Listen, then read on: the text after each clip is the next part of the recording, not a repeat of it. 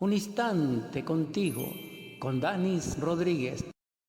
¿Por qué? Porque me conecta con la primera de Corintios, la epístola maravillosa de Pablo, en el capítulo 15, versículo 8, y dice: y al último de todos, como un abortivo, me apareció a mí. Es decir, él cuenta, en el contexto del capítulo 15, que el último al que se le presentó el Cristo, de sus discípulos, de sus potestades, fue a él, es decir, a Saulo, allá en el paso de Damasco, que posteriormente lo conocemos como Pablo de Tarso, y que hasta donde tengo entendido es el venerable maestro Hilarión. En todo caso, digo potestad porque Jesús el Cristo, nuestro Salvador, como para Marta Saya, o habitante del Sagrado Absoluto Solar, es totalmente perfecto y único, pero dentro de la hueste de los Cristos vivientes. Y en esa exaltación y en esa perfección, Él tiene sus potestades.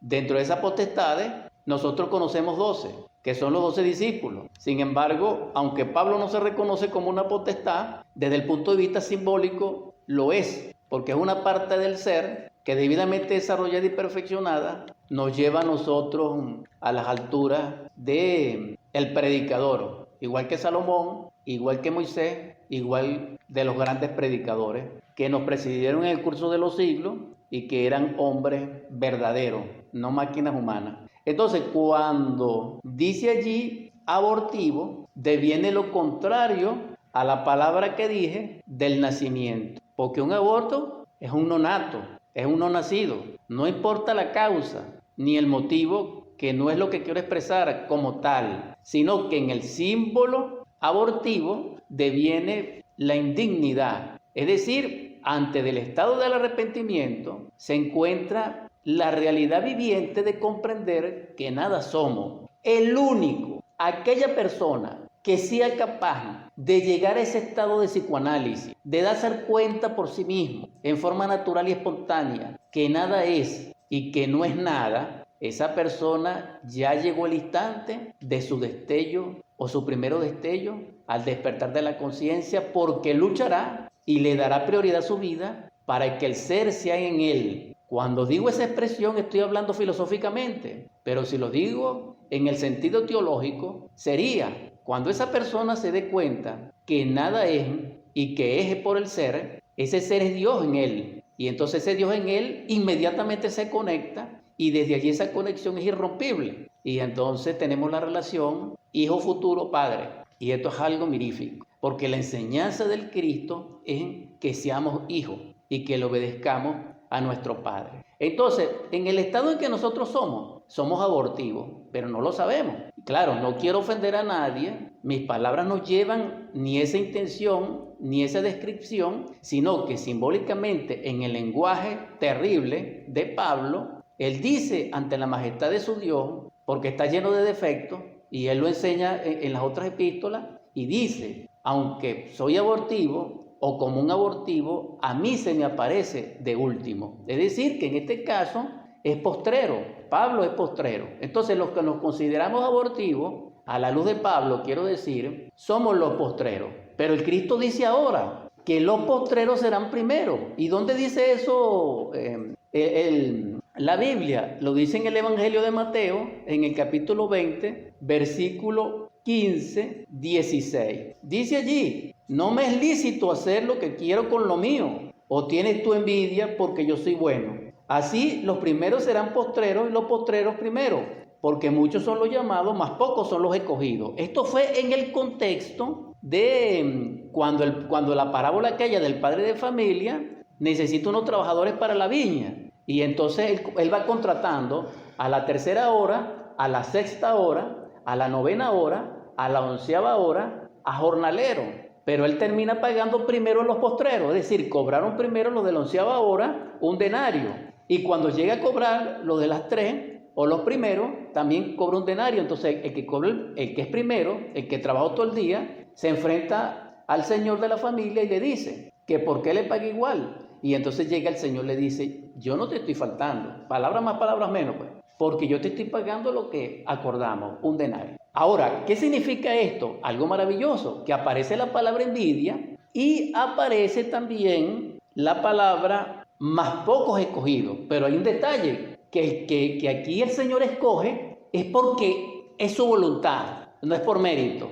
Y esto es algo que pertenece a los arcanos. Ciertamente es interesante. Cuando aparece la palabra envidia en el capítulo 20 de Mateo, cuando se refiere a los postreros y primeros, aparece un yo capital, aparece una cabeza del dragón, aparece una expresión del anticristo. ¿Por qué? Porque el primero que cobró el primer denario, que fue el acuerdo, reclama cuando el dueño, el empleador, le paga el mismo denario al que llegó a la última hora de trabajo. Y él es el Señor, y él elige, y él eligió. Entonces no hay por qué reclamar. Pero esto se ve en el mundo social actualmente, pero no se corrige. Entonces, para no herir susceptibilidad, tenemos un mundo injusto, y dentro de ese mundo injusto, por nosotros, por nuestra injusticia, por nuestra codicia, por nuestra envidia, por nuestro orgullo, por nuestra corrupción, entonces la familia pasa necesidad. Y esto no puede ser. Que una persona trabaje 8 horas, 10 horas, 12 horas,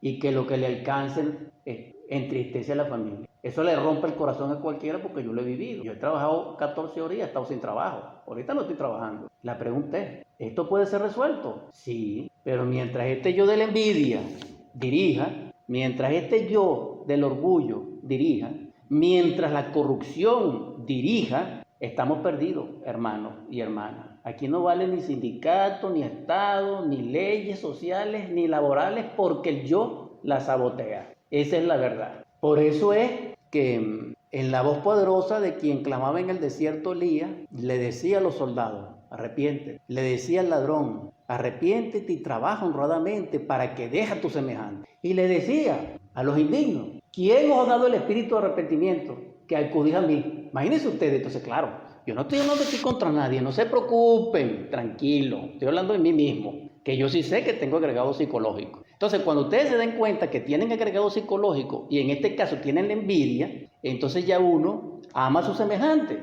ya uno no lo critica, ya uno lo felicita debidamente y ya uno no lo humilla, ni tampoco se le saca provecho a su amigo, ni le saca provecho a su vecino. Entonces, dígame en el mundo de las religiones, lo que hace la envidia. Claro, matamos a Jesús el Cristo. ¿Por qué más? ¿Por qué mataron al Cristo? Pues, claro, aparte de todo lo que él hizo y que tenía que salvarnos, aparece la envidia. Entonces, la envidia es un agregado psicológico que socialmente está muy activo.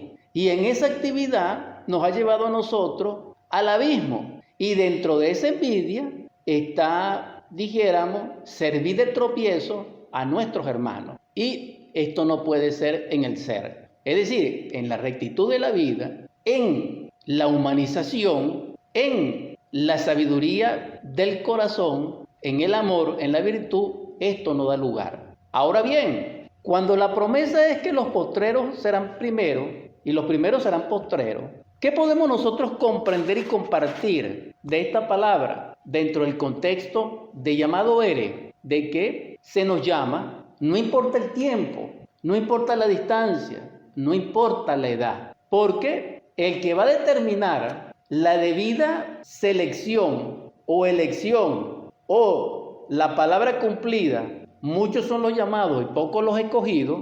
Para que nosotros seamos escogidos, seleccionados, necesitamos mérito, necesitamos el valor, necesitamos el peso, necesitamos la constitución interna de que así es. Y para que nosotros lleguemos a esa estatura, a ese nivel, necesitamos trabajar sobre sí mismos. Esto significa cumplir con los principios crísticos, niégate a ti mismo, es decir, comprender y eliminar el yo psicológico, el anticristo interno con su legión. Toma tu cruz, esto significa, traducido, crea el templo interior o edifica tu templo interior y hazte el traje de boda del alma o vístete con el traje de bodas del alma. O en otras palabras, edifica la Jerusalén celestial. Y por último, sígueme significa amar a la humanidad a través de la caridad, de la bondad y del servicio. Ese postrero será primero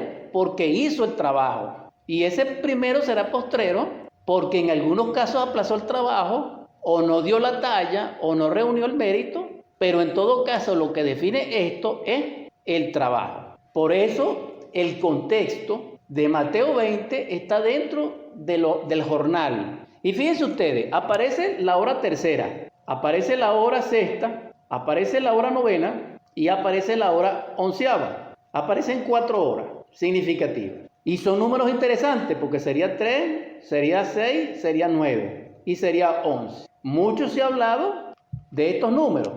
Mucho material se encuentra en las redes, en internet, sobre el 369. Ahora, ¿qué es lo interesante? Que es la Trinidad. Es la triplicidad de la Trinidad, o lo que es el cuadrado de la Trinidad. Ahora, mucho más profundamente, nosotros pudiéramos decir, decodificando la Biblia a nivel cabalístico, y pudiéramos relacionarlo con el número 20. Fíjense ustedes, este número 20 es algo interesante. Estoy hablando de codificar la Biblia. Estoy hablando de que la Biblia fue creada en hebreo, hasta donde yo sé totalmente, o que digan que no, que digan que la mitad fue en griego, que la mitad fue en copto, que no sé qué, se hizo en base a los misterios hebreos. Y en esas letras hebreas aparece paralelamente un número. Y todo esto es una ciencia. Lo cierto del caso es que cuando se habla del 666 se está hablando en Cábala. Cuando se habla de los 144.000 se está hablando en Cábala. Es decir, se está hablando de codificación. Entonces, existe la ciencia de la decodificación, que es la que estoy aplicando. Y esas 4 horas nos relacionan con el número 20, que en Cábala pura se relaciona con el misterio de la muerte y que se conoce como la hora del sepulcro, como la hora del juicio. Fíjense ustedes, entonces, este número 20, decodificando a Mateo 20, 15, 16, nos conecta con la palabra de Corintios, cuando dice abortivo. ¿Qué es un abortivo? Nonato. Ahora bien, ¿qué es el arcano 20? O el misterio número 20 decodificado. Es el juicio. Es decir, que nos relaciona con los tiempos apocalípticos reveladores, nos relaciona con los procesos de la muerte, tanto del yo como del iniciado, y que se encuentran vivamente expresados en la crucifixión de nuestro Señor, en el Gólgota, debidamente crucificado, cuando lo traspasan con la lanza de longivo en el costado. Entonces, hemos decodificado a Mateo 20 con el número 20. Este número 20 se relaciona con el ángel Orifiel y que de alguna manera tiene relación con el planeta Saturno. Ahora, no se preocupen, estoy hablando de ciencia pura. Y en ciencia pura, para que Dios ejerza la vida, necesita energía y necesita sus ángeles y necesita de las lumbreras. Para que exista el día necesita del sol y para que exista la noche necesita la luna. Pero la vida es en ambas, pero nosotros hablamos de percepción, porque la luna siempre está y el sol también, igual que Marte, igual que Júpiter. Entonces, para que haya primavera, tiene que haber una precesión del sol en Aries. Eso lo saben ustedes, para nosotros los occidentales. Pero la naturaleza tiene 4 estaciones, por eso son 4 horarios de Mateo. La primera hora es la tercera hora, según Mateo, es decir, en el contexto del jornalero. Y en ese contexto es primavera. Después viene verano, después viene otoño y después viene invierno. Y esto es algo muy interesante que se lo dejo allí como inquietud a todos ustedes. Porque cuando nosotros tenemos fe y la sustentamos en la ciencia pura, es mejor, si Dios nos da esa capacidad. Ahora, digo aquí, para el que no le agrade mi palabra, como dice Pablo, más el que ignore, que ignore. Sin embargo, mi exhortación es al llamado. Llamado eres a desarrollar la humildad, la sabiduría, para amar a nuestro ser, para servirle a nuestro ser, para tener comunicación con nuestro ser. En gratitud infinita a la audiencia, anhelando que lo que hemos sido partícipes de este conocimiento, de esta palabra, de este compartir, sea de provecho para todos. Os exhorto y llamados sois al cambio, al arrepentimiento, a vivir conscientemente. Vamos a romper con las tinieblas, con la oscuridad, con el error, con el dolor y planteémonos una nueva vida frente al sol, a la luz y al amor. Que la paz más profunda en el nombre de Cristo reine en vuestro corazón y en vuestro espíritu para que seas partícipe de la luz, de la belleza, de la felicidad y de la prosperidad. Amén.